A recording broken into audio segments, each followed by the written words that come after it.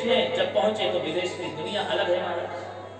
अब विदेश की चकाचौंध देख करके बच्चों ने कहा कि हम पहली बार विदेश में आए, हमको थोड़ा घुमाओ, दिखाओ यहाँ क्या क्या है। ठीक है देखो।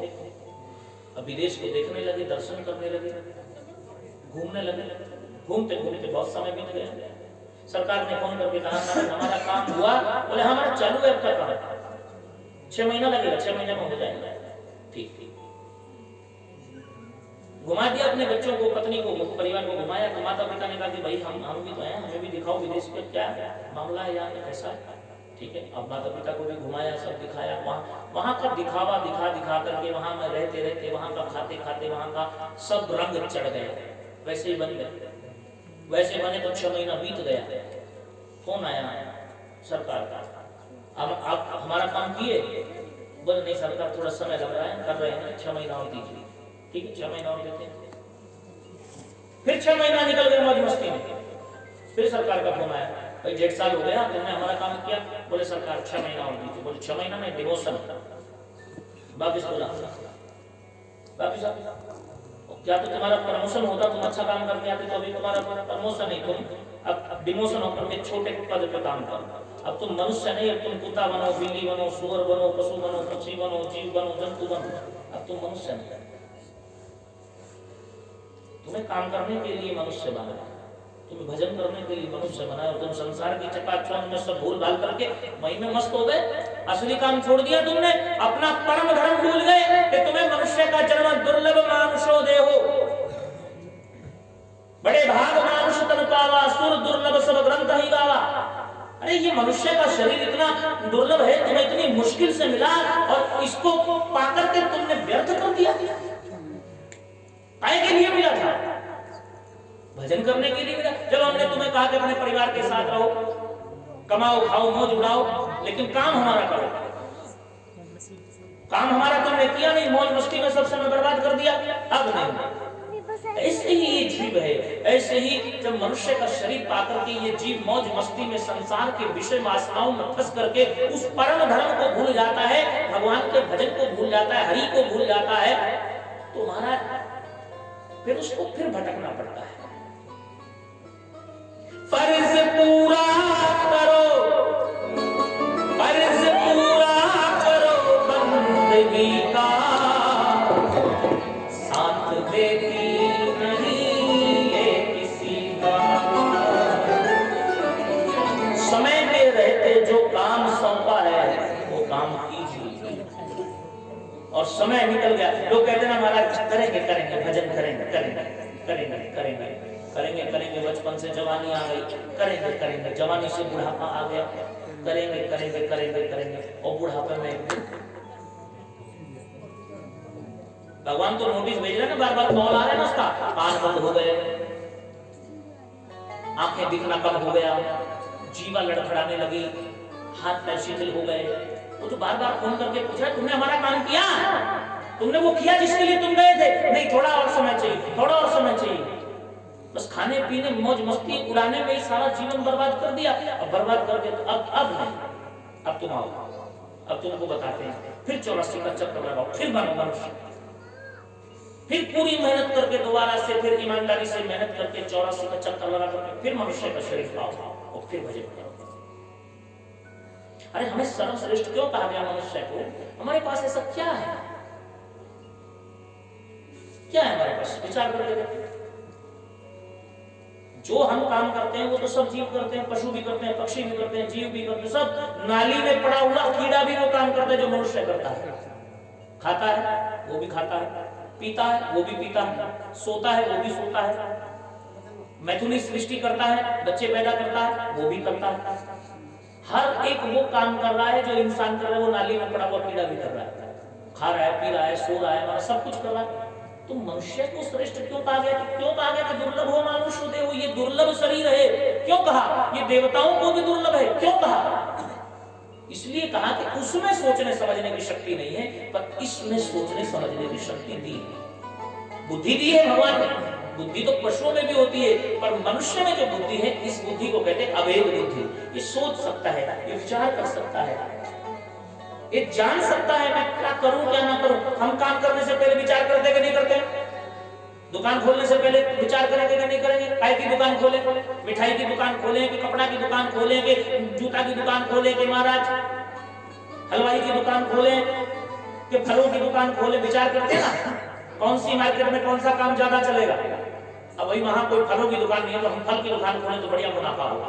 बुद्धि लगा रहे हैं ना, बुद्धि लगा रहे हैं ना, हर चीज में बुद्धि लगा रहे हैं। हम ये काम ऐसे करेंगे तो कितना फायदा होगा, ये काम ऐसे करेंगे तो कितना फायदा होगा, ये काम ऐसे करेंगे तो कितना फायदा होगा। बुद्धि लगा रहे हैं ना, तो यहाँ बुद्धि क्यों नहीं लगा रहे कि हम ये काम करेंगे तो कितना फायदा होगा? यहाँ सब बुद्धि फेल है, यहाँ बुद्धि नहीं।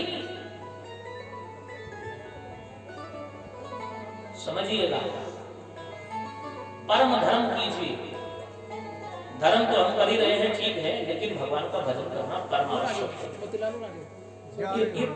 वेरी इंपॉर्टेंट, बहुत जरूरी, बेहद जरूरी, ये बहुत जरूरी है, इसको कीजिए। भाई मैं ये कह रहा हूँ कि तीसरी कथा हमारी है, पहले हमने भागवत जी की कही थी, दूसरी हमने राम कथा की थी और तीसरी अभी श्री महापुराण है। अब अगली तो जो होगी सो होगी, वो तो बाद में देखेंगे क्या होगी। लेकिन आप कथा से ये सीख जाइए, अगर ये सीखोगे ना तभी कथा सुनने का लाभ है। समझिए मेरी बात, चुटकुला कहानी कथा नहीं होती है। आपको असली बात समझ में आ जाए बस यही कथा है। तो जिसको असली बात समझ में ना आए तो कथा सुनने का कितनी सुनते हो हमारे क्या फायदा। असली बात यही है कि हमारे हरि का भजन होना चाहिए, भगवान का भजन करो बस, कैसे भी करो। आइए प्रसंग कर लौटते हैं।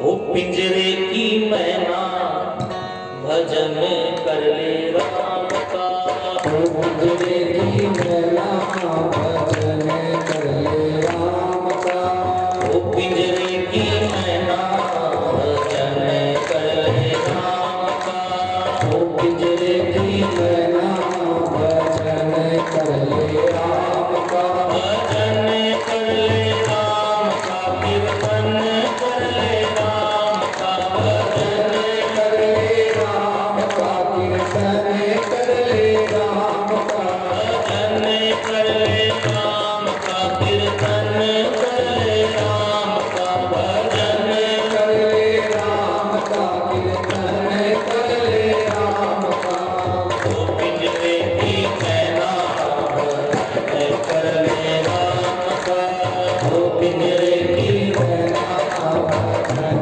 कर ले राम का।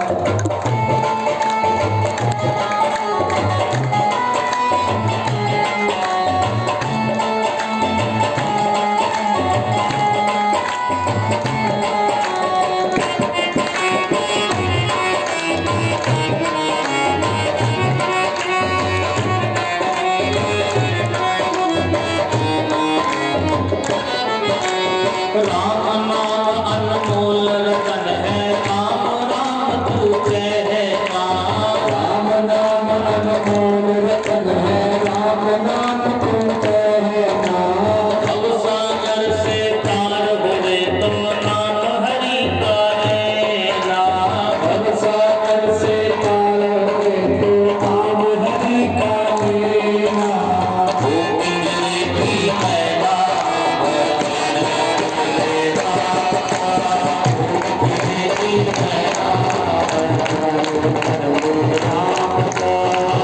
पिंजरे की मैना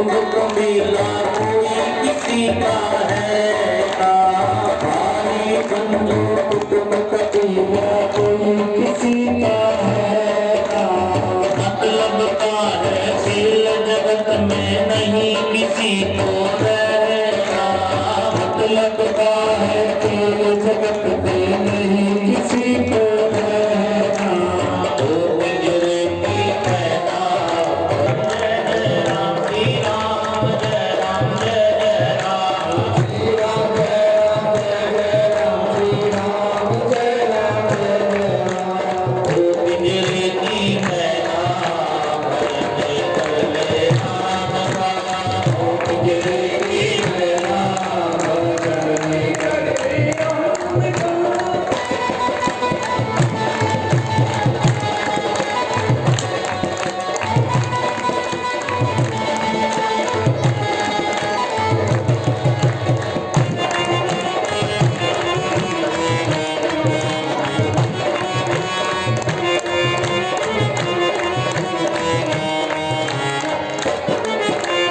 थोड़ी थोड़ी माया जोड़ी कभी किसी को दीना थोड़ी थोड़ी माया जोड़ी कभी किसी को दीना थोड़ी थोड़ी माया जोड़ी कभी किसी को दीना थोड़ी थोड़ी माया जोड़ी कभी किसी को दीना सारी संपत्ति यही रहेगी नहीं कुछ लेना देना सारी संपत्ति यही रहेगी नहीं कुछ लेना देना ओ पिंजरे की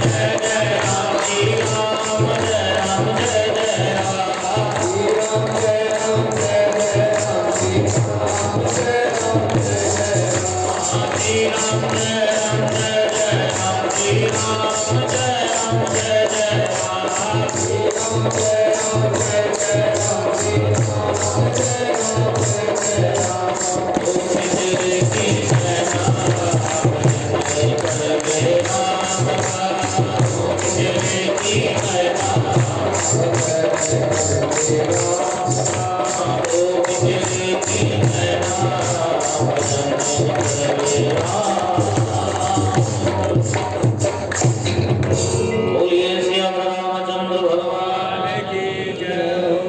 वही भजन करो, क्या करो? भजन करो। कोई कहता महाराज कल शुरू करें, क्या मुहूर्त है? बोले जब शुरू करो वही मुहूर्त। जिस दिन भजन शुरू हो जाए समझ लो वही मुहूर्त। श्वास श्वास पर राम भजी वृथा श्वास यदि कोय ना जाने या श्वास की आवन होए ना कोई भरोसा नहीं।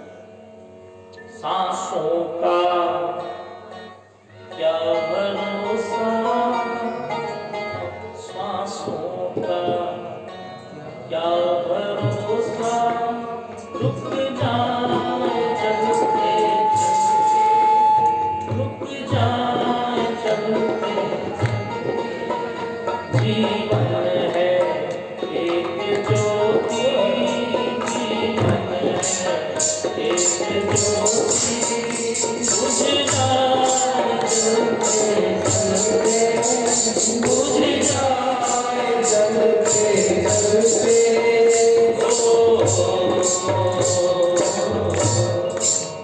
कोई भरोसा नहीं पड़ा, इसलिए समय व्यर्थ मत गवाइए।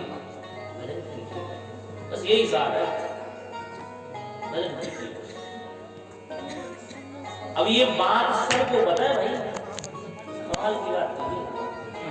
ऐसा नहीं कि जितने ये बैठे सब पागल हैं, मैं प्रवचन भोग रहा हूँ, ऐसा नहीं। इनको सबको पता है, इनको सबको पता है कि भजन किए बिना कल्याण होने वाला नहीं है, सबको पता है।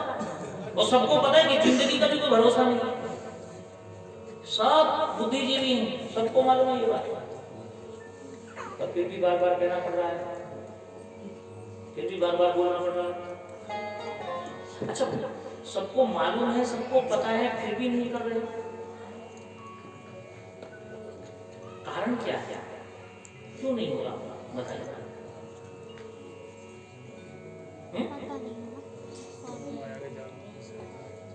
क्या कारण है, पता तो सबको है, कोई पागल थोड़ी बैठे कि हम समझदार हैं, सब पागल, ऐसा नहीं है, सब ज्ञानी है, महाज्ञानी है महाराज। किसी को एक ज्ञान की बात करो, चार सिखाएगा सामने से।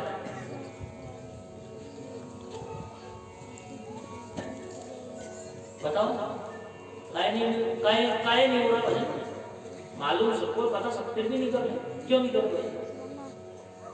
समझिएगा, हमारी जिंदगी में सत्संग की कमी ये बढ़ सत्संग की कमी। जब मन संसार में ज्यादा फंसा हो, अभिमान हो, मान हो, भगवान से प्रेम ना हो रहा हो, तो इसका मतलब क्या है कि थोड़े सत्संग से काम नहीं चला। गरुड़ जी महाराज को अभिमान हुआ, गरुड़ जी भगवान के वाहन हैं। जब राम लक्ष्मण को नागपाश में बांध लिया गया लंका में, गरुड़ जी को बुलाया गया, गरुड़ जी को नागपाश से बंधन से मुक्त कर दिया। गरुड़ जी बोले हम ही तुम्हारा सबसे बढ़िया, हमें भगवान भी नागपाश से छूट नहीं पाए, हमें बुलाना पड़ा, हमारी जरूरत पड़ी, इसलिए हम भगवान से भी श्रेष्ठ हैं। अब जब अभिमानी आदमी होता है तो उसकी चाल ढाल सब बदल जाता है। अब गरुड़ जी हमारा सीना खुला करके चलने लगे। शंकर जी ने देखा, शंकर जी बोले ये तो बीमार हो गए, तो बड़ी खतरनाक भयंकर बीमारी को पकड़ ली। तो समझाया कि भाई तुम बीमार हो, अपना इलाज करवाओ। गरुड़ जी बोले हम तो बिल्कुल ठीक ठाक हैं। बोले बाहर से नहीं, अंदर से बीमार है। अंदर की बीमारी अलग मशीन से देखी जाती है। बाहर में चोट लग जाए, हाथ पैर टूट जाए तो सबको दिखाई देता है, वो पट्टा सा डाल देते हैं गले में, हाथ टूट जाए, टांग टूट जाए तो फिर वो लेकर के चलना, सबको पता लगता है कि इसका हाथ पैर टूटा हुआ। अंदर से कोई बीमार हो, बाहर से एकदम बढ़िया बैठा है, एकदम जबरदस्त। हमारा अंदर से बीमार, क्या हुआ? बोले बीमार है। अरे ठीक ठाक तो बेटा, बीमार कैसे? बोले बाहर से नहीं, अंदर से। अच्छा, अंदर की भी बीमारी होती? बोले हाँ, अल्ट्रासाउंड कराया था, पथरी है, 10 mm की, दर्द हो रहा है बहुत, मतलब अंदर से बीमारी। हार्ट में ब्लॉकेज है, अंदर से बीमारी, उसकी अलग मशीन है चेक करने की। शंकर जी के नेत्र मशीन अंदर तो बीमारी चेक करने वाली है। गरुड़ को देखकर बता दी तो बीमार है। उसने कहा मैं तो बिल्कुल ठीक ठाक फिट हूँ। बोले अरे बाहर से नहीं, अंदर से। बोले अच्छा? बोले हाँ, हमारी जो मशीन है ना, ये आंखें, इन्होंने देख लिया तो अंदर से बीमार है। गरुड़ जी ने कहा मुझे क्या बीमारी लगी है? बोले बड़ी खतरनाक वाली बीमारी लगी है। अच्छा, अब शंकर जी कह रहे हैं ये बात, बड़े डॉक्टर कह रहे हैं, इसलिए गरुड़ ने मान लिया ये बात। तो छोटा मोटा कहता तो गरुड़ मानता भी नहीं। शंकर जी ने कहा अरे बताओ तो सही क्या बीमारी है? बोले बस बता नहीं सकते, पर बहुत खतरनाक बीमारी है, इलाज करवाना पड़ेगा। गरुड़ जी बोले फिर कैसे होगा इलाज? बोले नीलगिरी पर्वत पर चले जाओ, काग भुसुंडी जी बैठे हैं, वहां जाकर के सत्संग करो। कितने दिन करें? डॉक्टर से पूछते ना, डॉक्टर का दवाई खानी पड़े, कितने दिन खानी पड़े? शंकर जी बोले 1-2 खुराक खाने से काम नहीं चलेगा, लंबे समय तक दवाई खानी पड़ेगी। कोर्स लंबा है, बीमारी जितनी बड़ी हो कोर्स उतना लंबा होता है, बड़ा होता है। शंकर जी बोले लंबे समय तक। गरुड़ जी समझ गए कि लंबे समय की बात करने इसका मतलब ज्यादा खतरनाक बीमारी। पहुंचे नीलगिरी पर्वत पर, काग भुसुंडी जी उठ करके प्रणाम किए। पक्षी राज है गरुड़ जी को, आप कैसे? गरुड़ जी ने कहा मुझे बीमारी लगी। शंकर जी ने बोला आपके पास आए, आप मुझे सत्संग करा। काग भुसुंडी जी बोले धन्य है भाव हमारे कि आप आए, बैठिए, हम आपको सत्संग करवाते हैं। बहुत लंबे समय तक काग भुसुंडी जी ने गरुड़ जी को राम कथा सुनाई। बहुत लंबे समय तक सुनने के बाद फिर वो मन की बीमारी, जो अभिमान था, वो चला गया। ऐसे हमारे मन में काम, क्रोध, लोभ, मोह, मात्सर्य, ईर्ष्या, द्वेष, बहुत सारी बीमारियां, बड़ी खतरनाक वाली बीमारियां हैं कि 1 साल में कथा हो और 3 घंटे रोज कथा हो और 7 दिन कथा हो, साल भर में 21 घंटा, इस छोटे से सत्संग के सत्र से ये बड़ी बड़ी बीमारियां जाने वाली नहीं।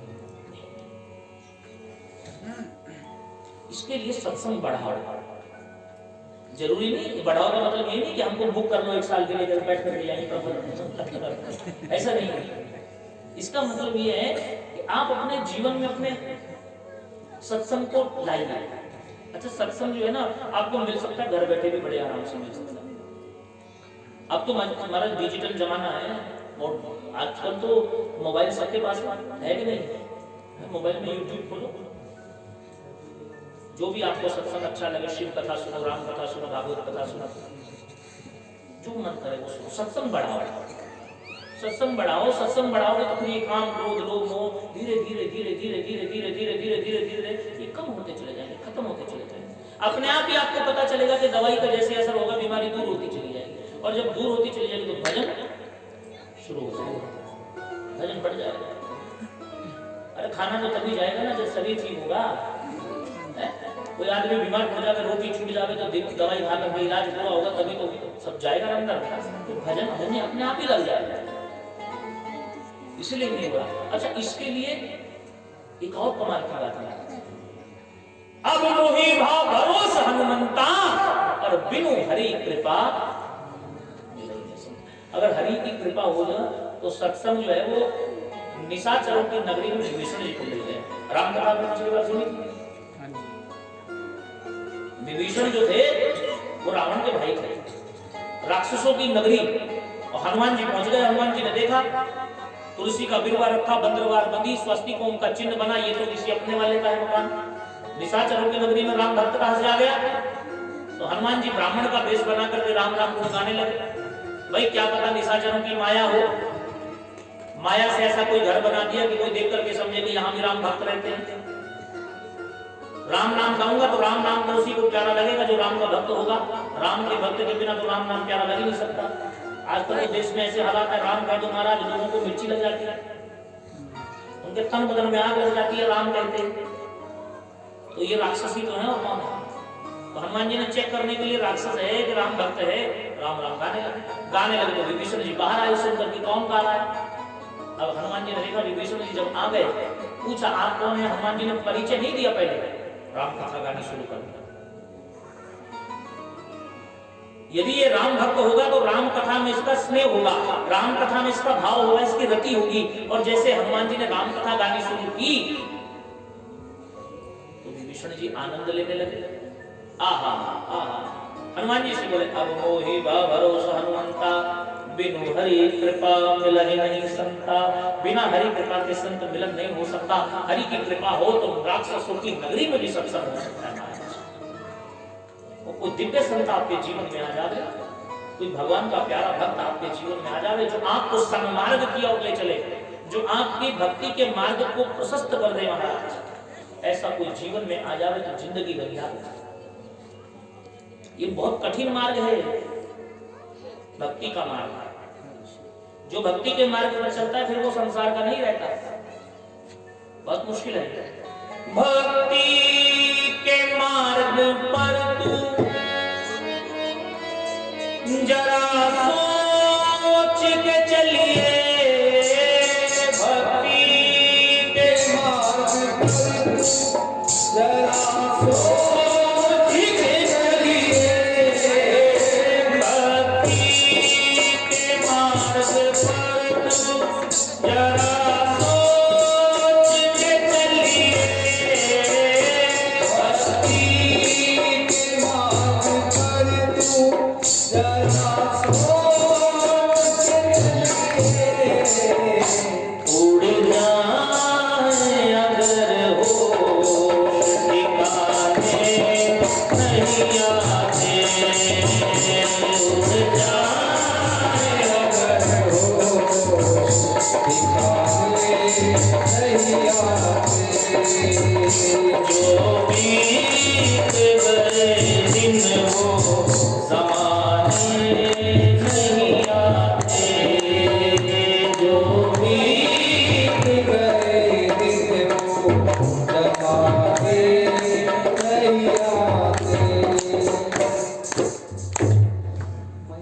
जो बीत गए दिन वो जमाने नहीं आते।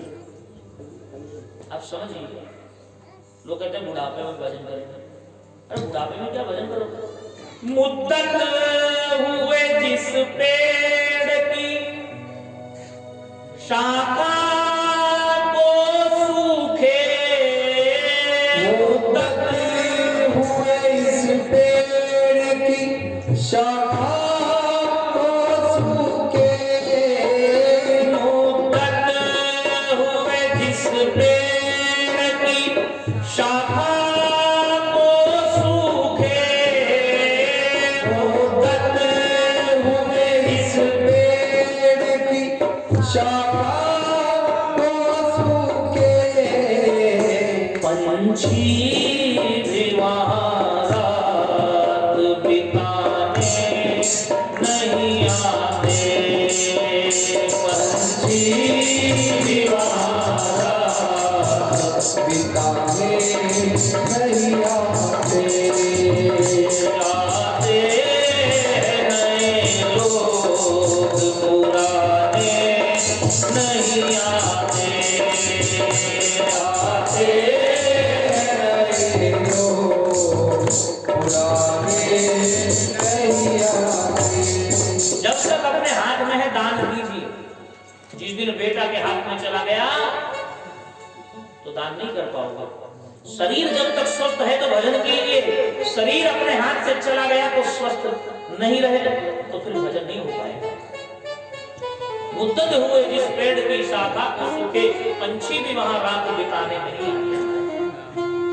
सूखे पेड़ पे तो पंछी भी नहीं बैठता। तो जब बुढ़े हो जाओगे तो फिर कौन भाव देगा तुम्हें? इसलिए जब तक अपने हाथ में कीजिए। वो कहते हैं ना ये मेरा ये मेरा ये मेरा ये मेरा ये मेरा मेरा मेरा मेरा मेरा परिवार, मेरा संबंधी, मेरा परिवार। लकड़ी के मकानों में चिरागों को न रखिए, लकड़ी के मकानों में चिरागों को न रखिए, लकड़ी के मकानों में चिरागों को न रखिए, लकड़ी के मकानों में चिरागों को रखिए, पड़ोसी भी यहाँ आग बुझाने नहीं आते, आग बुझाने नहीं आते,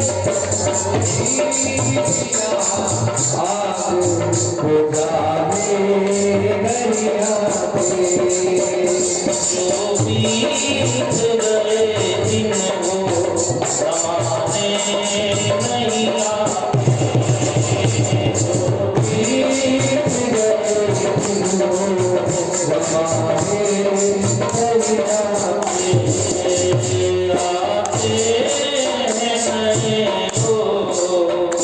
पुराने नहीं आते,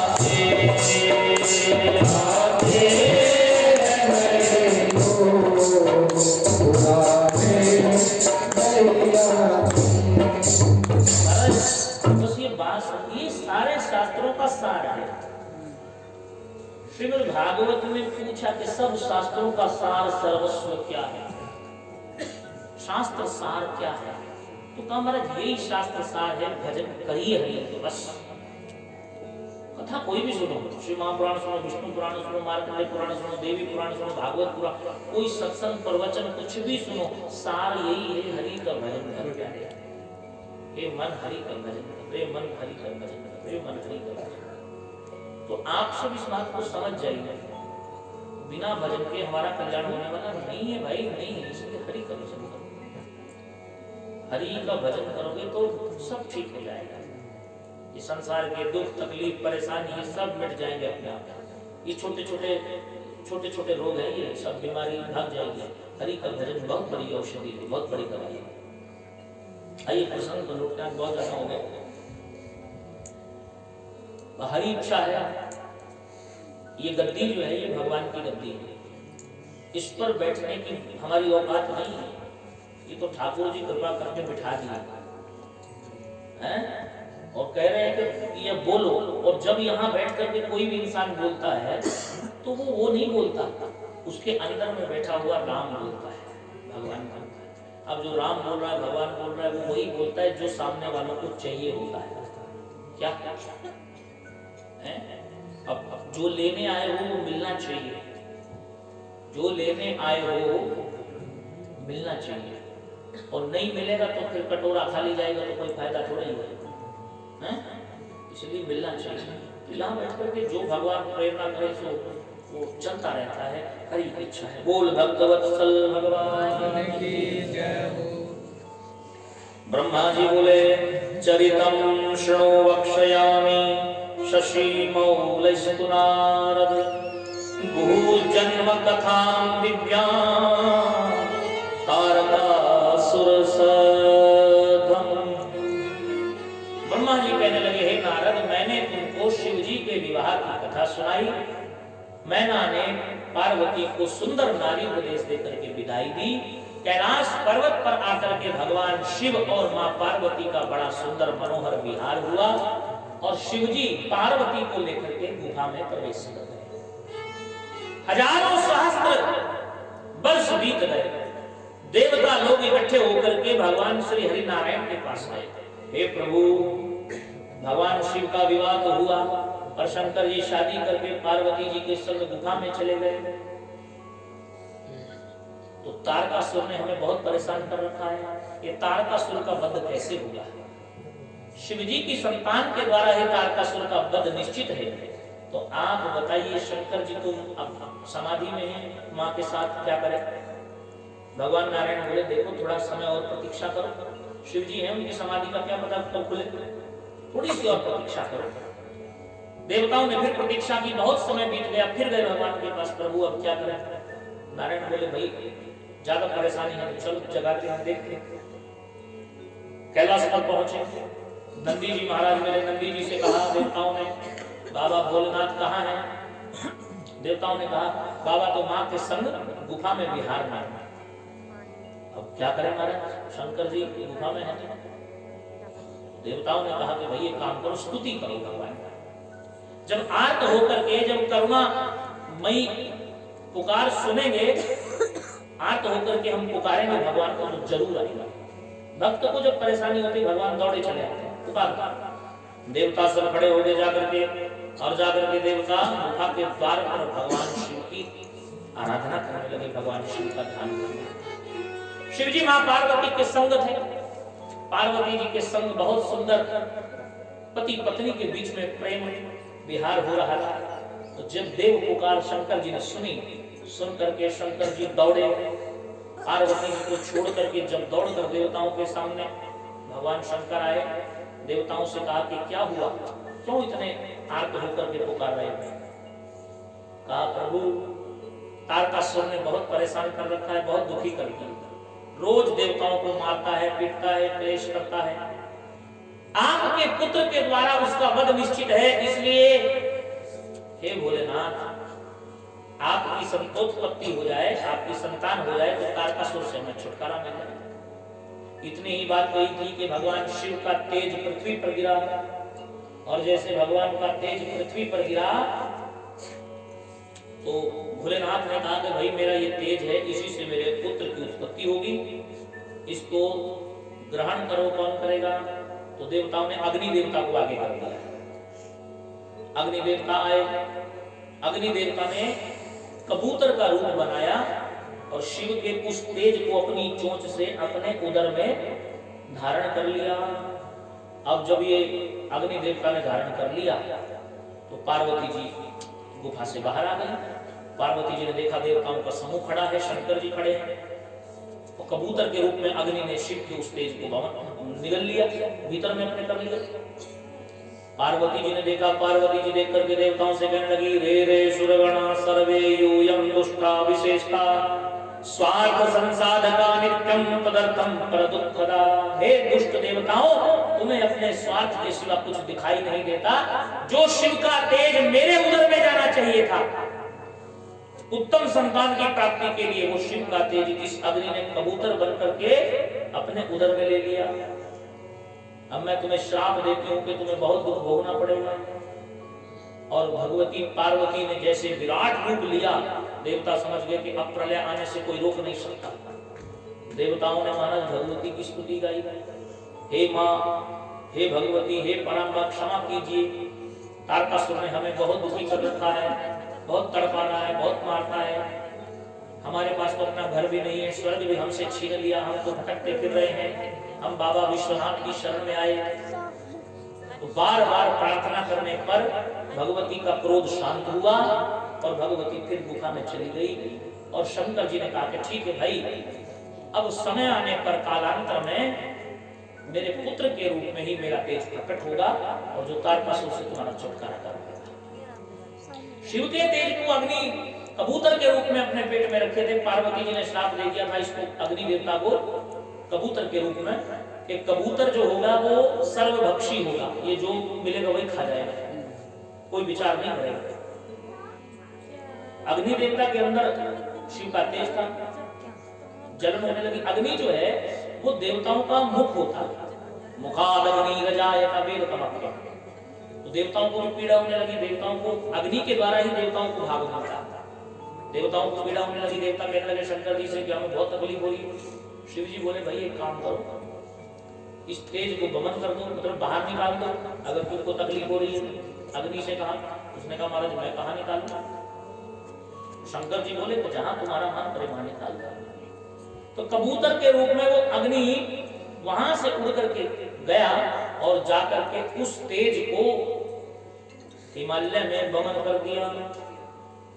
और जैसे हिमालय में वमन किया तो देवता तो सुखी हो गए, अग्नि भी सुखी हो गए। शिव का वो तेज हिमालय भी सहन नहीं कर पाया, और जब हिमालय सहन नहीं कर पाया तो हिमालय ने उस तेज को गंगा जी में डाल दिया। गंगा जी भी उस तेज को सहन नहीं कर पाई, तो फिर गंगा जी ने उस तेज को एक वन में फेंक दिया, और वन में वो तेज एक बालक के रूप में प्रकट हो गया। जैसे बालक के रूप में प्रकट हुआ महाराज, मार्ग मासे सिति पक्षे तिथौ षष्ठ्यां मुनीश्वरा प्रादुर्भावो अभूतस्य शिवपुत्रस्य भूतले।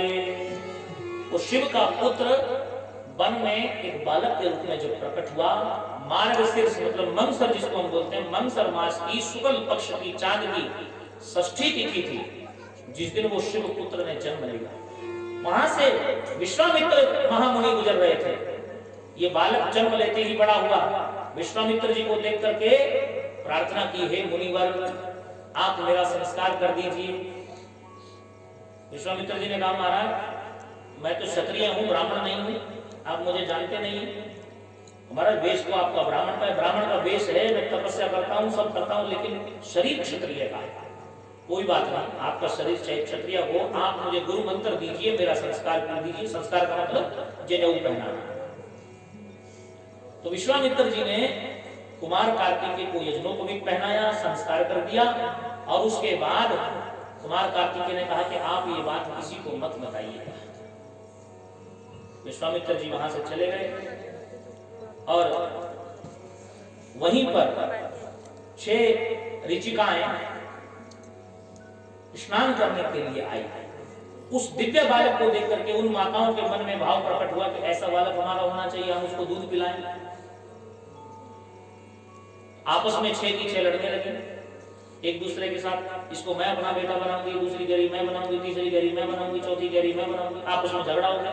तो कुमार कार्तिकेय ने कहा कि माताओं आप झगड़ो मत, मैं आप सबका ही बेटा बन जाता हूँ। कुमार कार्तिकेय ने अपने 6 मुख प्रकट कर लिए और 6 मुखों से उन 6 माताओं का दुग्ध पान किया। वो माताएं बड़ी प्रसन्न हुई और अपने पुत्र के रूप में कार्तिकों को अपने साथ ले गए, उसका लालन पालन सब करने लगे। तो कुछ समय के बाद जब पार्वती जी शंकर जी के सन्निकट आई, शंकर जी से प्रार्थना की, हे भोलेनाथ आपका तेज जो अग्नि ने ग्रहण किया था वो कहाँ है? वो पुत्र जन्म तो ले लिया होगा, अब मेरा बेटा कहाँ है? मुझे मेरा बेटा ला करके दीजिए। शंकर जी ने देवताओं को बुलाया, भाई कहाँ है वो मेरा तेज? देवताओं ने कहा महाराज अग्नि देवता को पता है। अग्नि देवता से पूछा कहाँ है? अग्नि ने कहा मुझे, मैंने हिमालय को दे दिया।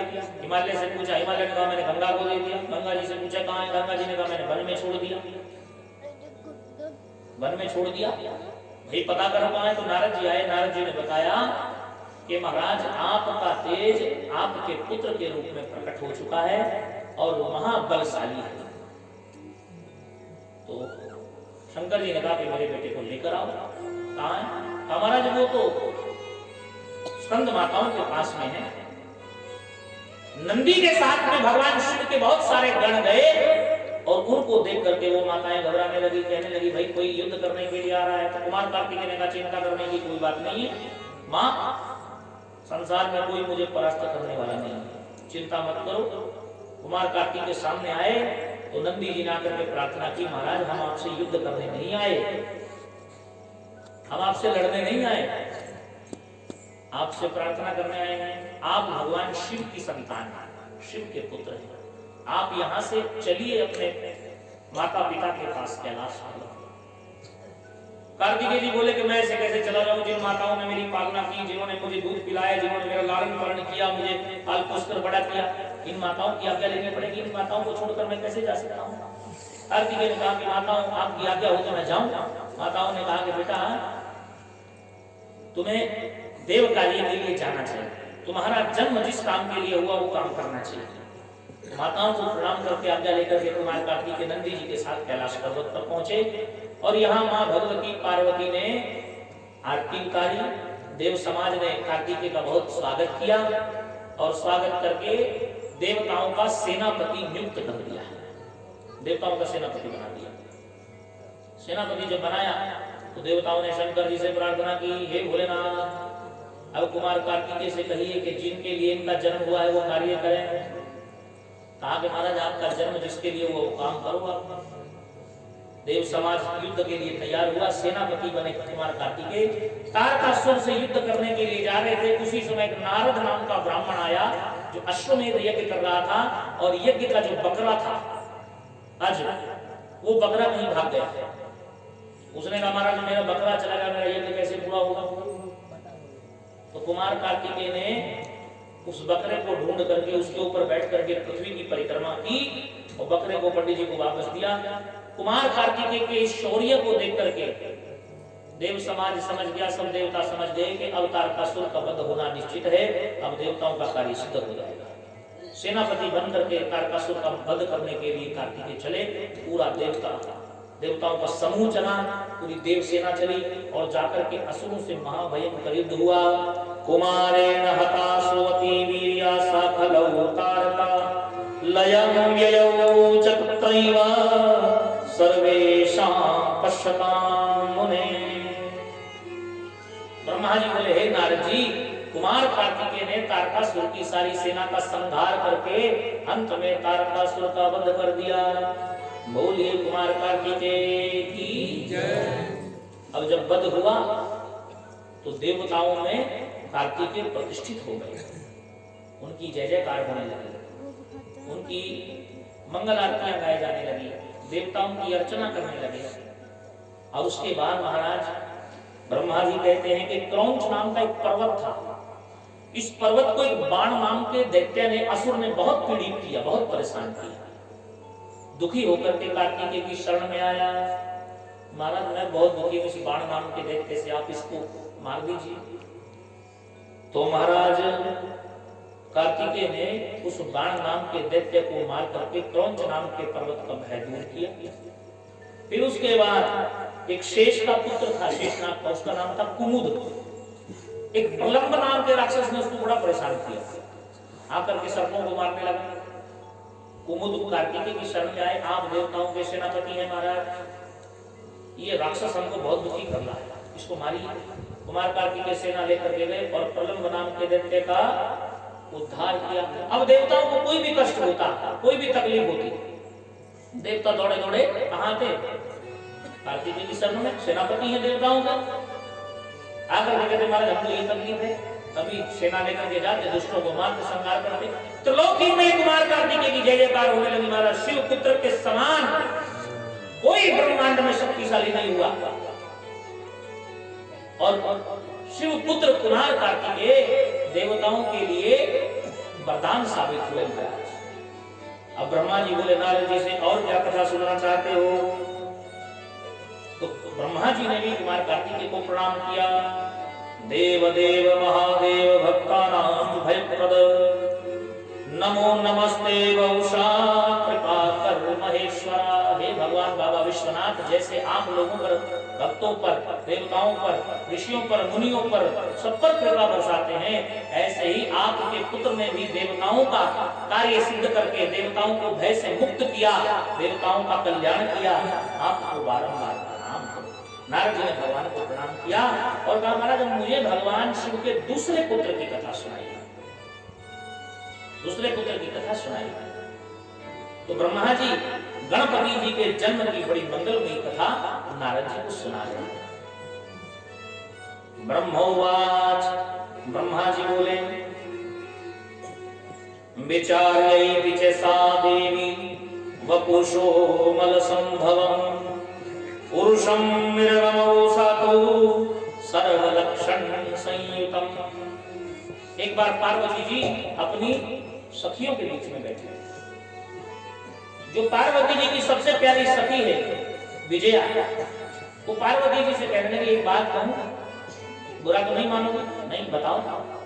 मैं ये चाहती हूं कि जैसे भगवान शिव के गण हैं, नंदी, श्रृंगी, भृंगी आदि, आपका भी कोई गण होना चाहिए।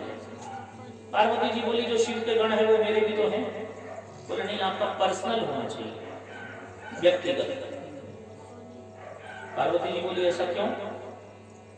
बोली, माता जी देखो, नंदी, श्रृंगी, भृंगी आपकी सेवा में खड़े रहते हैं, आपकी सेवा करते करते यदि शंकर जी आवाज लगाए, हे नंदी, तो नंदी आपकी सेवा छोड़ करके शंकर जी की ओर भाग जाते हैं। शिव के प्रिय गण है, इसलिए पहले शिव की बात मानते हैं, आपकी बात बाद में मानते हैं।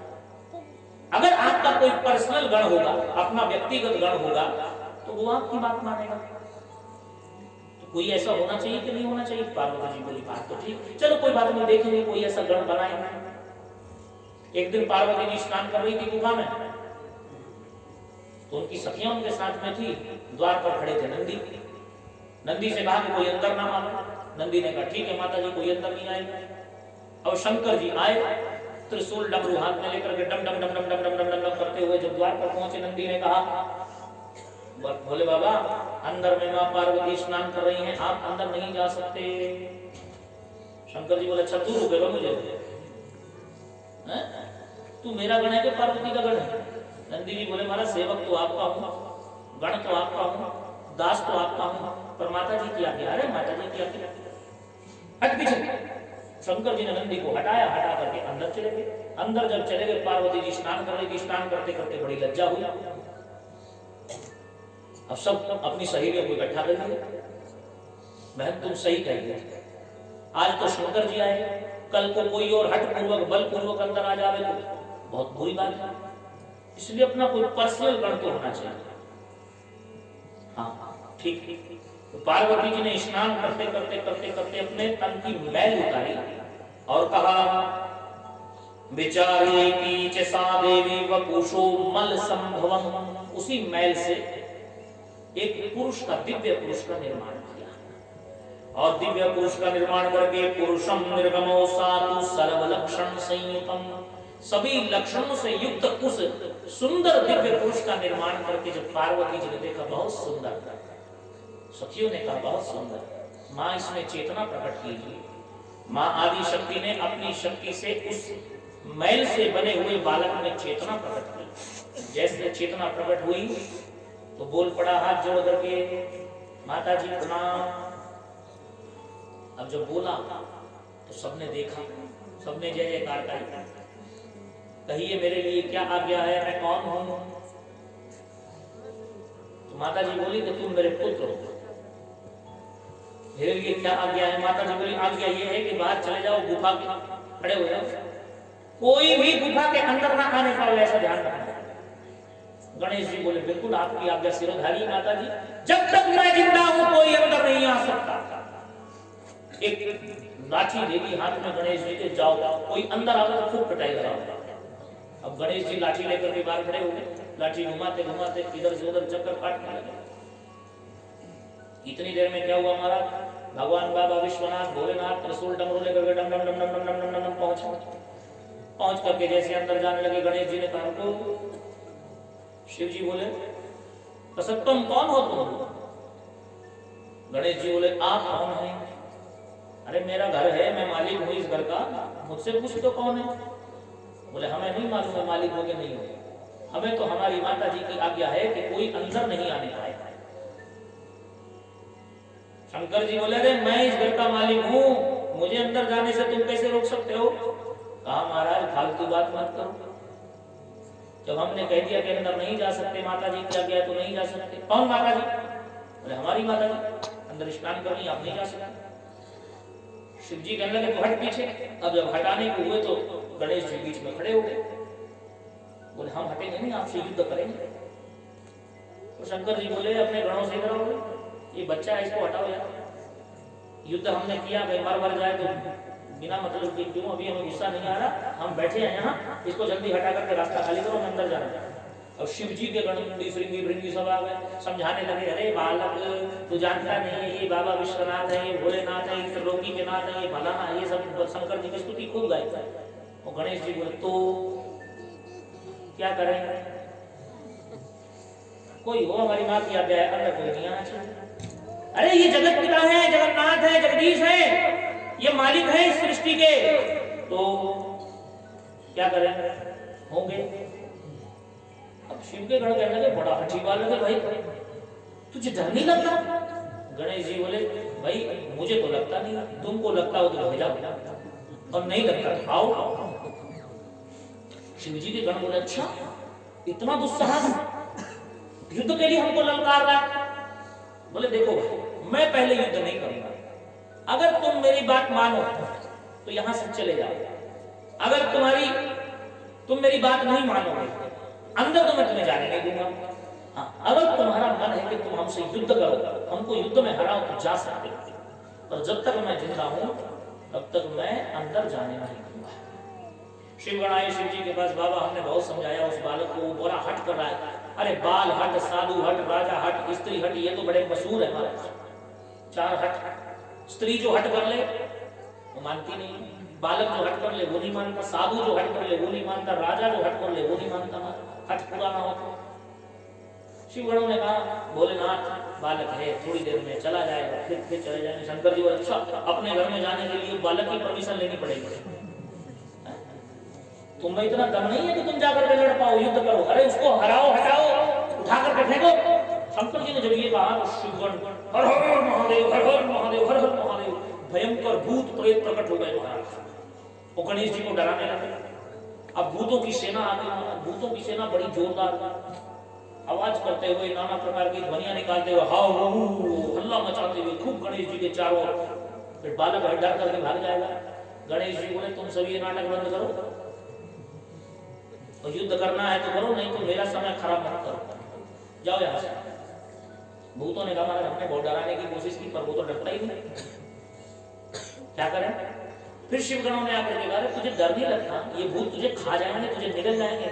गणेश जी बोले एक भी जिंदा बच के चला जाए तो कह देना मैं भी अपनी माँ का बेटा नहीं, आओ तो सही। अरे बड़ा उद्दंड बालक है, किसी की बात नहीं मान रहा, किसी की बात नहीं सुन रहा। और गणेश जी डट करके खड़े हैं। शिवगणों ने प्यार से समझाया, डांट कर समझाया, भूतों से डराया, बहुत कोशिश, बड़ा प्रयास किया। फिर शंकर जी के पास गए, बोले बाबा हमने बहुत प्रयास किया, अब आप क्या करें? शंकर जी बोले कुछ भी करो, उस बालक को हटाओ, मैं उठ गया तो अच्छी बात नहीं होगी। शिवगणों ने कहा ठीक है। हर हर महादेव का नारा लेकर के, तीर तलवार भाला लेकर के महाराज लड़ने के लिए गणेश जी के सामने। ए बालक आखिरी चेतावनी है तेरे लिए, अब तू बता हटेगा क्या नहीं हटेगा? गणेश जी बोले आखिरी चेतावनी तुम सबके लिए भी है, या तो चले जाओ नहीं तो सबकी हड्डियां तोड़ दूंगा। अब जब गणेश जी ने कहा महाराज नंदी श्रृंगी भृंगी सब टूट पड़े गणेश जी के ऊपर, हल्ला मच गया महाराज, बड़ा भयंकर शब्द होने लगा। वो गणेश जी हाथ में लाठी लिए थे जो माता जी ने दी थी, सब शिवगणों को पीट पीट कर महाराज, किसी की कमर में, किसी के पैर में, किसी के सिर में, किसी के हाथ में, किसी के उदर में, किसी के टांग में महाराज खूब पिटाई कर करके, खूब पीट पीट करके हड्डियां तोड़ दी शिवगणों की। बड़ा भयंकर जोर का शब्द हुआ तो पार्वती जी की सखियों ने बाहर आकर के देखा और जाकर के माता जी को सूचना दी, माता जी वो आपका जो बेटा है ना वो गणेश जी, उसने तो बस सब शिवगणों को खूब पीट पीट करके लाल कर दिया। और सब हाथ पैर तोड़वा करके पड़े हैं। तो पार्वती जी बड़ी प्रसन्न हुई, ये ठीक है अपना पर्सनल है। अब शंकर जी को भी तो पता चलना चाहिए कि हमारे पास भी कुछ है। अब गणेश जी ने जब शिव गणों की पिटाई कर दी, शिव जी के पास गए, महाराज बहुत मारा। शिव जी बोले उस बच्चे से पिट के आ गए?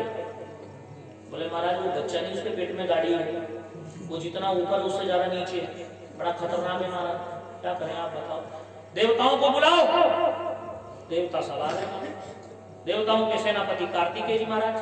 कार्तिकेय जी बोले भाई मैं नहीं लड़ूंगा इससे, इससे लड़ना मेरी बल की परीक्षा के खिलाफ है महाराज। अब ये छोटा सा बच्चा अदना सा, अब देवताओं को सेनापति इससे लड़ेगा, क्या कहेंगे लोग, इससे लड़ने के लिए आए। तुम जाओ, इंद्र यम कुबेर दिन पर सब आए महाराज, दिक्पाल आ गए महाराज, पंचलोकपाल आ गए, सब आ गए युद्ध करने के लिए। तो गणेश जी देख करके सबको लाठी लगा करके खड़े, अरे बालक तुझे डर नहीं लगता? हाथी घोड़ों पर चढ़ करके, रथों पर चढ़ करके देवता है। गणेश जी बोले डर लगेगा तुम सबको, डर क्या होता है हम जानते ही नहीं, जो जो लड़ना चाहता है जल्दी आ जाओ। अब देवताओं ने शंकर जी को प्रणाम करके गणेश जी से युद्ध करना शुरू किया। गणेश जी ने सब देवताओं को दौड़ा दौड़ा करके पीटा, खूब मारा। जब सब देवता, इंद्र आदि देवता भी गणपति जी से हार गए, तो युद्ध करने के लिए कार्तिकेय जी आए। अब जब कार्तिकेय जी युद्ध करने के लिए आए, भयंकर दोनों में युद्ध होने लगा। कभी गणेश जी नीचे कार्तिक के ऊपर, कभी कार्तिक के नीचे गणेश जी ऊपर, मल्ल युद्ध होने लगा। और गणेश जी हारे हारे थके। कार्तिकेय जी भगवान शिव से बोले पिताजी बालक को मारना इतना आसान नहीं, इसमें कुछ दिव्य शक्ति। एक काम करो, भगवान विष्णु को बुलाओ। ये बार बार कह रहा है कि मैं माता जी का बेटा हूं, माता जी का बेटा हूं, मैंने इसको मार दिया तो फिर मैं अपने भाई को मारने के लिए बदनाम हो जाऊंगा। इसलिए भगवान विष्णु को बुलाया गया है। ब्रह्मा जी नारद जी से बोले मैं और विष्णु वहां गए और हमने जाकर के देखा, भगवान विष्णु ने समझाया, बालक नहीं समझा तो सुदर्शन लेकर के गणेश जी की ओर दौड़े। पर मां पार्वती की दो शक्तियां प्रकट हो गई। पार्वती जी ने दो शक्तियों को अपनी वहां प्रकट किया गणेश जी की रक्षा करने के लिए। इन शक्तियों ने देवताओं के सारे अस्त्र शस्त्रों को निगल लिया, सब देवताओं को भगाया और भगवान विष्णु के सुदर्शन चक्र को निस्तेज कर दिया। सुदर्शन चक्र भी ठहर गया महाराज, गणेश जी के ऊपर कोई असर नहीं। एक तरह से यूं कहें कि गणेश जी से भगवान विष्णु भी हार गए। फिर महादेव को बड़ा क्रोध हुआ। महादेव युद्ध भूमि में कूद पड़े त्रिशूल लेकर के और शिव जी गणेश जी से युद्ध करने लगे। और जब युद्ध करने लगे तो शिव जी के त्रिशूल को गणेश जी ने काट दिया। पिनाक धनुष को धारण शंकर जी करके बाण चलावे तो गणेश जी ने अपनी लाठी से शिव जी के धनुष को भी काट दिया। और शंकर जी को बड़ा क्रोध प्रकट हुआ। विष्णु जी से बोले कि माया रचो, इस बालक को मोहग्रस्त करो और अब इसके मरने का समय आ गया। जैसे भगवान विष्णु ने योग माया को प्रकट किया, गणेश जी मोहग्रस्त हुए। शंकर जी त्रिशूल लेकर के दौड़े, दौड़ करके जैसे त्रिशूल छोड़ा तो महाराज त्रिशूल जाकर के गणेश जी के सिर पे लगा, गर्दन पे, और गणेश जी का सिर उतर करके लवण सागर में गिरा और धड़ वहीं पड़ा रहा। देव समाज ने जय जयकार गाई, फूलों की वर्षा होने लगी, मंत्र गाए जाने लगे, शंकर जी की जय जयकार होने लगी। ये सब पार्वती ने सुना तो पार्वती दौड़ करके गुफा से बाहर आई।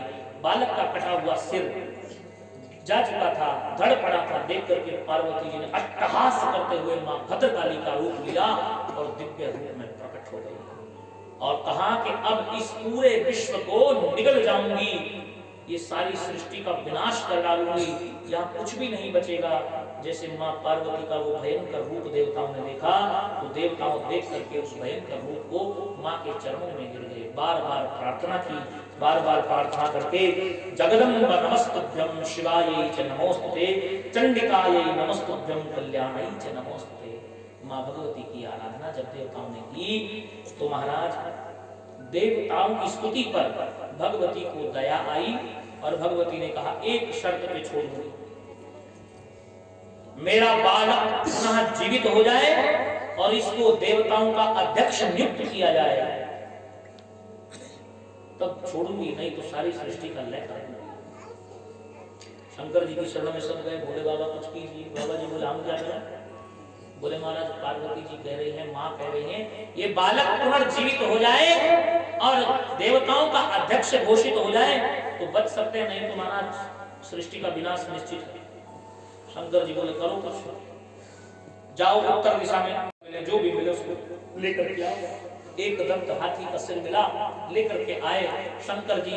देवताओं ने विश्वकर्मा जी को बुलाया, गणेश जी को हाथी का सिर लगाया। शंकर जी ने मृत संजीवनी मंत्र से अभिमंत्रित करके जल छिड़का तो भगवान विश्वनाथ की, भगवान भोलेनाथ की कृपा से गणपति जी खड़े हो गए। खड़े होकर के माँ पार्वती को प्रणाम किया। जैसे पार्वती को प्रणाम किया, पार्वती का सौम्य रूप प्रकट हुआ। देवताओं ने गणेश जी को अध्यक्ष नियुक्त करके गणेश जी की जयकार की। बोलिए गणपति महाराज की जय हो। गजानन शंभु के नंदन तेरी जय हो, तेरी जय हो। गजानन शंभु के नंदन तेरी जय हो, तेरी जय हो। गजानन शंभु के नंदन तेरी जय हो, तेरी जय हो। गजानन शंभु के नंदन तेरी जय हो, तेरी जय हो।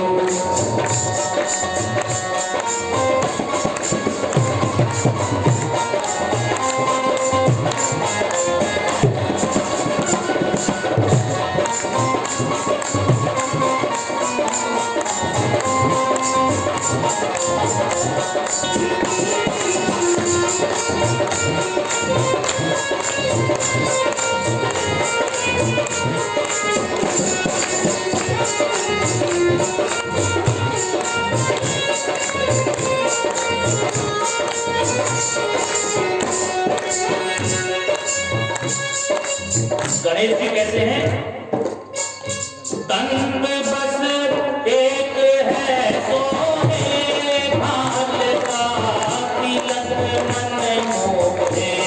तन बस एक है सोने भाल का तिलक मन मोहे। तन बस एक है सोने भाल का तिलक मन मोहे।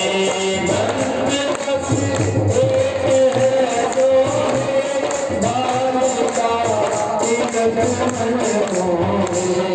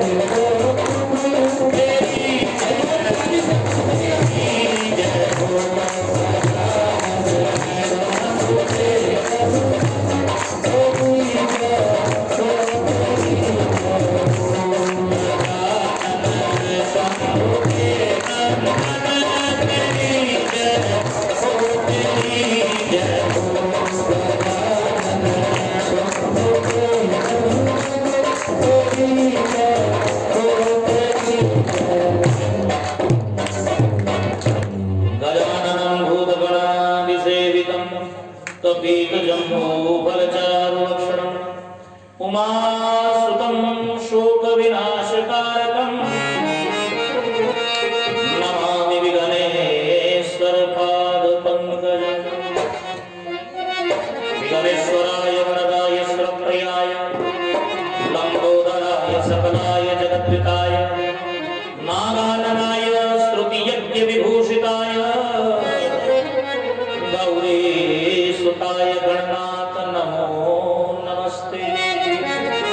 बोलिए श्री गणपति जी महाराज की। गणेश जी को हाथी का सिर लगाया गया और महाराज देवताओं का अध्यक्ष नियुक्त किया गया। देवताओं ने गणेश जी की जय जयकार गाई। मां पार्वती प्रसन्न हुई। गणेश जी बड़े हुए। एक दिन शिव और शिवा दोनों बैठे थे।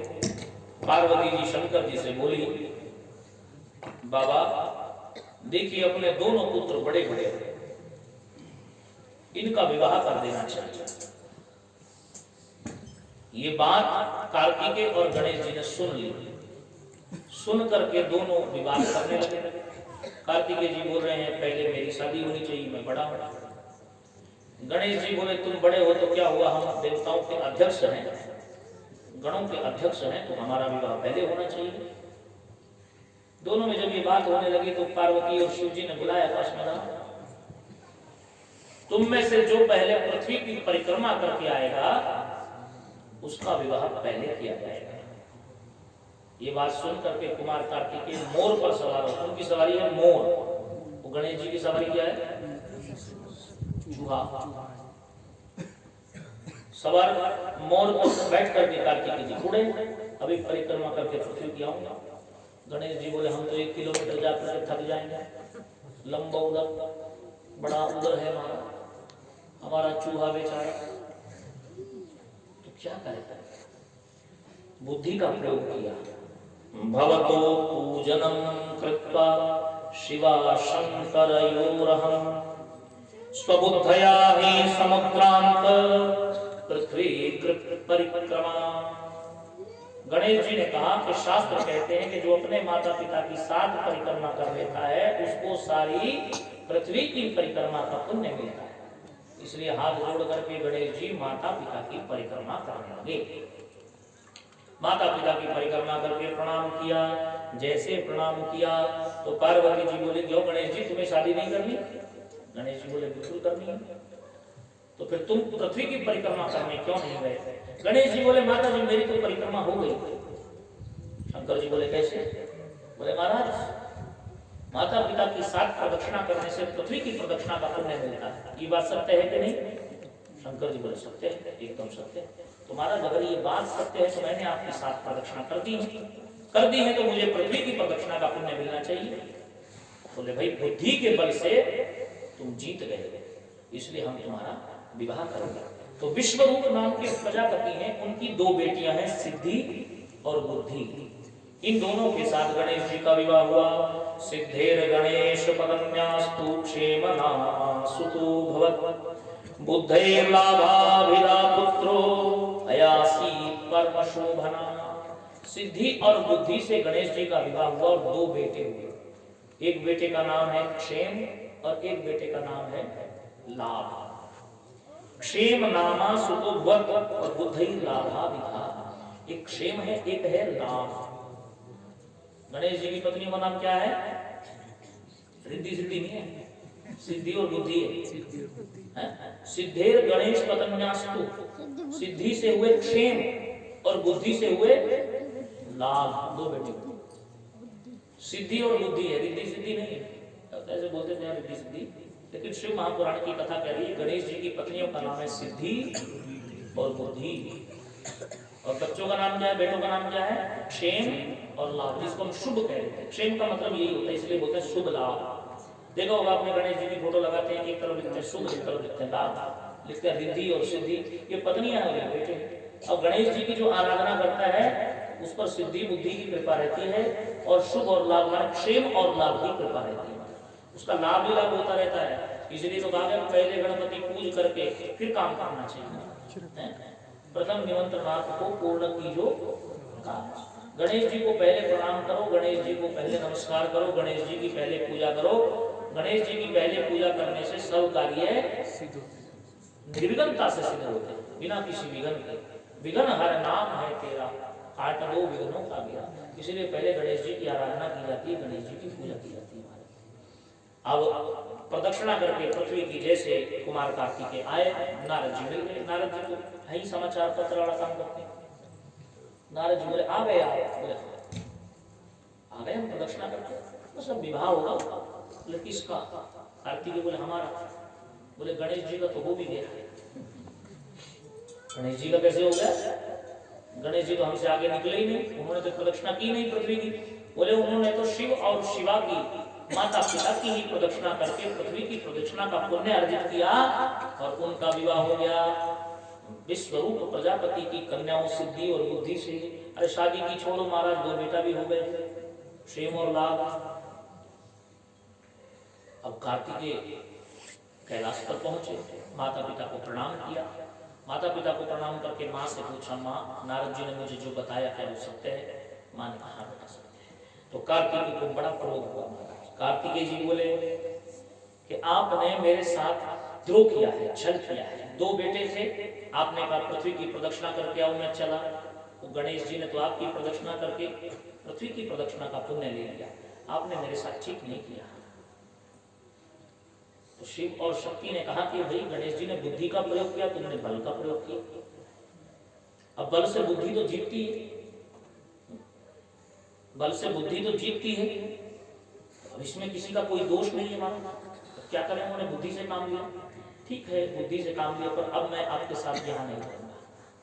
माता पिता को प्रणाम करके तन्नाम शुद्धम लोके प्रसिद्धम भुवनत्रये सर्व पाप हरम पुण्यम ब्रह्मचर्य प्रदम परम। कुमार कार्तिकेय क्रौंच नाम के पर्वत पर चले गए और क्रौंच नाम के पर्वत पर ही निवास करने लगे और अखंड ब्रह्मचर्य रहने का संकल्प ले लिया। मैं शादी नहीं करूंगा, मैं विवाह नहीं करूंगा। तो आप देखते होंगे शिव जी के जो पुत्र हैं कार्तिकेय जी, उनकी शादी नहीं हुई, उनका विवाह नहीं हुआ। और ऐसा भी कहते हैं कि उन्होंने माँ पार्वती को श्राप दे दिया था। श्री महापुराण में तो ऐसा कुछ लिखा नहीं है। ये बात है कि माताएं उनका दर्शन नहीं करती हैं, ऐसा भी है। शिव मंदिरों में कार्तिकेय की मूर्ति स्थापित नहीं होती। ये सब भ्रांतियां बहुत प्रकार की हैं, लेकिन ये भ्रांतियां हैं। शिव परिवार में इसलिए कार्तिकेय की मूर्ति नहीं रखती क्योंकि कार्तिकेय परिवार का त्याग करके क्रौंच पर्वत पर चले गए और पर्वत पर ही निवास किया। फिर उनसे मिलने के लिए शिव और पार्वती दोनों पर्वत पर पहुंचे, पर जब पर्वत पर पहुंचे तो कार्तिकेय वहां से उठ करके दूसरे स्थान पर चले गए।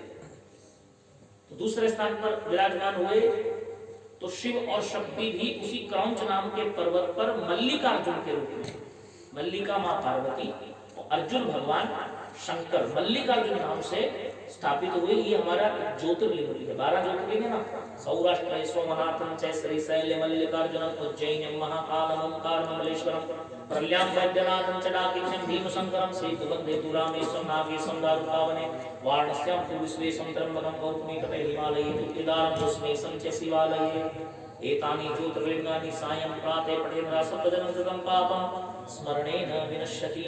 12 ज्योतिर्लिंग है। इन 12 ज्योतिर्लिंगों का सुबह शाम जो पाठ करता है इस स्तोत्र का, तो उसको शिव पद की प्राप्ति होती है, सभी प्रकार के पापों का नाश हो जाता है। इनमें से एक मल्लिकार्जुन है जो हैदराबाद में पड़ता है। क्रौंच नाम के पर्वत पर भगवान शिव और मां शक्ति मल्लिकार्जुन के रूप में विराजमान है। ये कार्तिकेय जी वहीं पर है। बोलिए शंकर भगवान की। तो आज आपने शिव पुत्र कार्तिकेय और गणेश जी की कथा सुनी है और कल की जो कथा होगी उसमें महाराज आगे जो दैत्य हुए उनका भगवान शिव को उद्धार करते हैं और 12 ज्योतिर्लिंगों की कथा है कि भगवान कैसे प्रकट हुए। बड़ी दिव्य कथा है। तो कल समय से कथा में पधारेंगे और खूब आनंद लेंगे।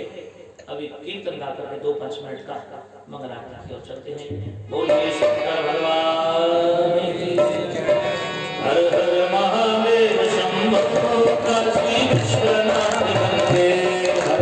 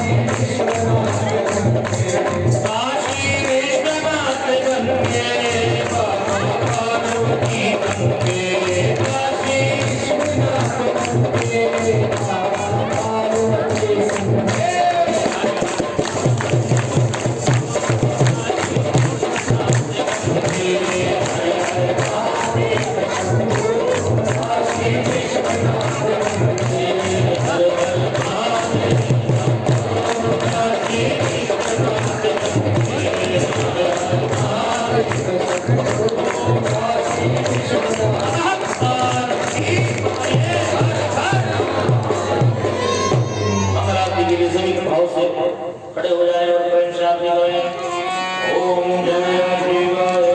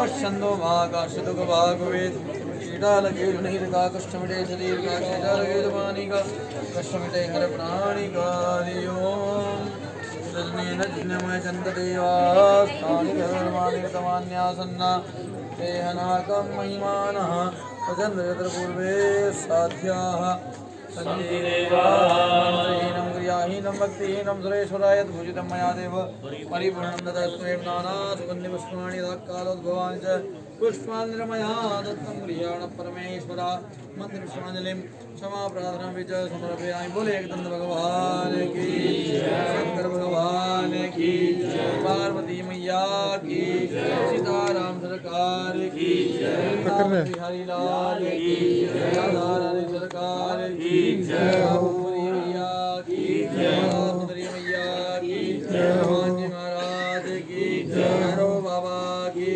गौ माता की सनातन धर्म की जयकारे वीर बजरंगे बोले सोदर में बोलो सुंदर सनातन धर्म की श्लोक लगता है क्या इसका? बोले शंकर भगवान लस्सी की सेवा रहेगी तो लस्सी की जी लस्सी जिसके भी यहाँ होती है तो लस्सी इकट्ठा जरूर कर ले। और परसों मंदिर में वैसे तो कल भी पहुँचाए जिसके यहाँ होती है वो कल भी पहुँचा दे। और परसों भी सुबह 7 बजे तक जिसके भी यहाँ लस्सी होती है वो 7 बजे तक 8 बजे से पहले 8 बजे से पहले लस्सी पहुँचा दे। और परसों जो भंडारा है उसमें यदि कोई भी किसी भी सामान की सेवा करना चाहता है जैसे बेसन होगा कड़ी बनेगी पकौड़ी बनेगी और जो चावल है जलेबी है ये प्रसाद बनेगा उसमें कोई भी किसी प्रकार की सेवा देना चाहता है तो यहाँ जो कमेटी मेंबर्स हैं आप उनसे संपर्क कर सकते हैं। जैसे भी आपसे सेवा पड़े एक चावल के कट्टे की चीनी की बोरी की या अन्य जैसी जैसी जिसकी श्रद्धा है या उनके निमित्त किसी को कुछ भी पैसे देने हैं तो भंडारे के निमित्त आप कमेटी मेंबर से मिल सकते हैं और उनको अपनी सेवा लिखवा सकते हैं। और परसों जो हवन होगा सुबह 7 बजे से 9 बजे के बीच होगा।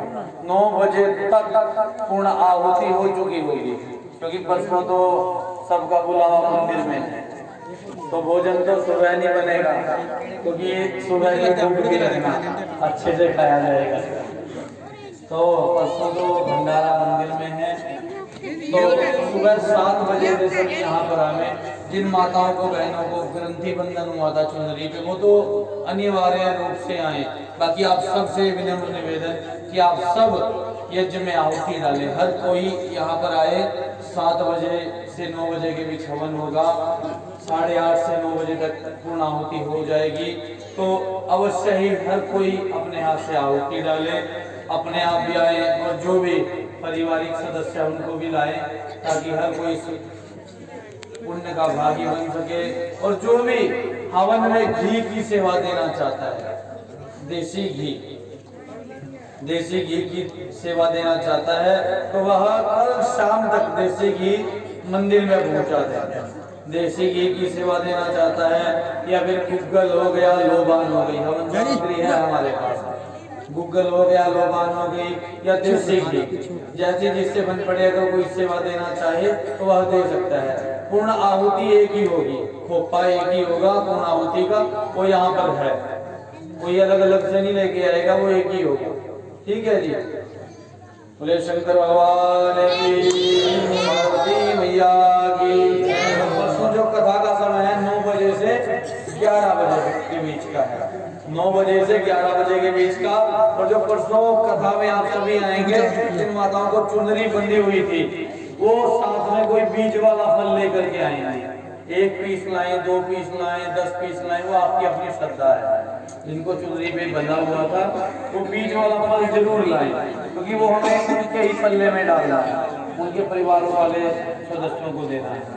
और कथा में जो विश्राम होगा शिव महापुराण का उसके लिए रुमाला आप ला सकते हैं। रुमाला या तौलिया वो आपकी अपनी श्रद्धा है वो ला सकते हैं। ठीक है जी। क्योंकि परसों सबने मत्था टेकना है शिव महापुराण पे तो रुमाला दान करें या तौलिया दान करें और बिल्व पत्र अनिवार्य रूप से सब लेकर बिल्व पत्र आप लेकर के आए, शिव महापुराण को भेंट करें और पुष्प लेकर के आए, चाहे पुष्प लाए, बिल्व पत्र लाए, कुछ भी फूल माला लाए, जैसा जिससे मन पड़े, जैसे जिसकी श्रद्धा हो वैसा सामान लेकर के आए। अभी आप सभी प्रसाद लेकर के प्रेम पूर्वक लाइन से अपने घरों पर प्रस्थान करें। बोले शंकर भगवान की। जिसको प्रसाद ना मिला हो भीड़ की वजह से तो प्रसाद जरूर लेकर के जावे। हरि ओम। केले को संतरे का प्रसाद है।